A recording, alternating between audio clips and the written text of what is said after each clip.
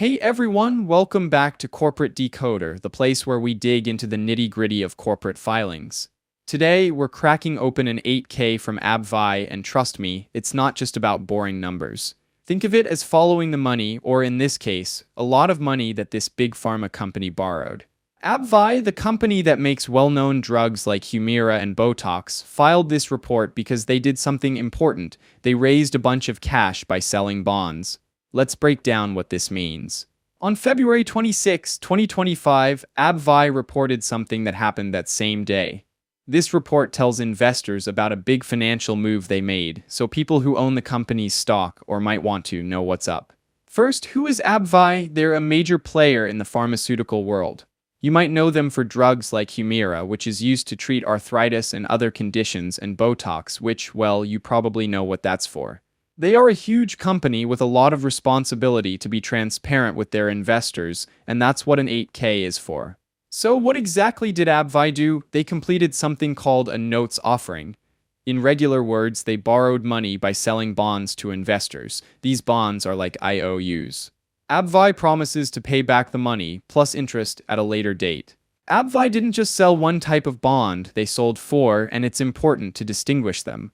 They sold $1.25 billion in notes that are due in 2028 with an interest rate of 4.650%. They sold $1 billion in notes due in 2030, paying 4.875% interest.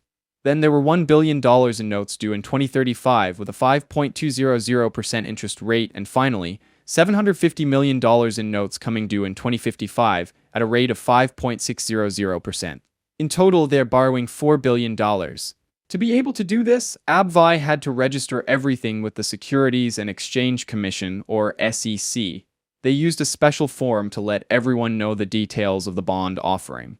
They were very careful to follow all the rules, so the offering was above board, fully compliant and transparent.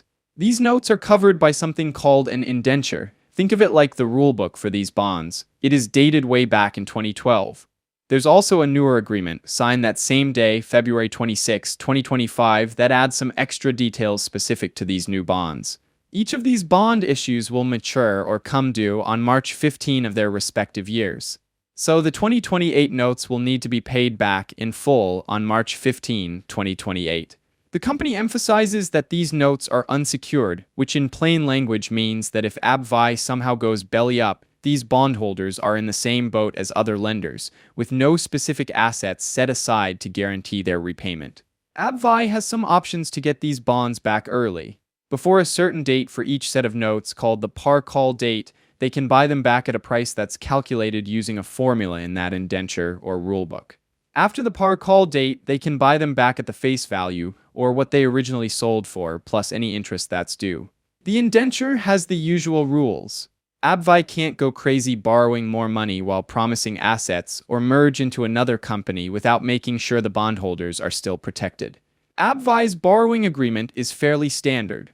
The report mentions that the rules limit AbbVie's and its subsidiaries' ability to take on debt that is secured by liens, and also limits AbbVie's ability to merge with another company or transfer its assets.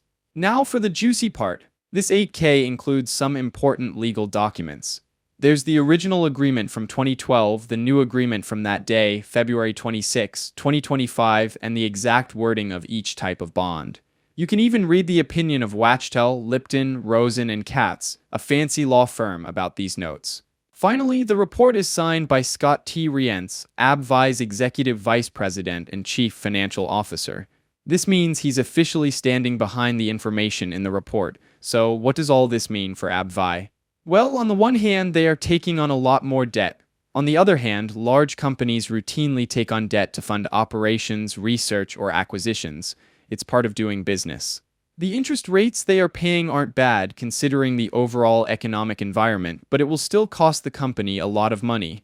One thing to consider is why AbbVie needs this much cash. Are they planning a big purchase?